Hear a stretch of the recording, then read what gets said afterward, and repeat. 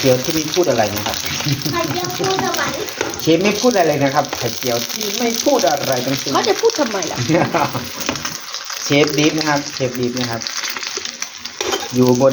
บนบ้านนะครับ ไม่ใช่เชฟดิฟอยู่บนห้างนะครับเชฟดิฟบนบ้าน อยู่บนห้าง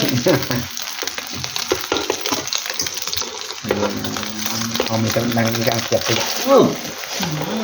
เยี่ยมเลย นี่แหละคนระมัดระวัง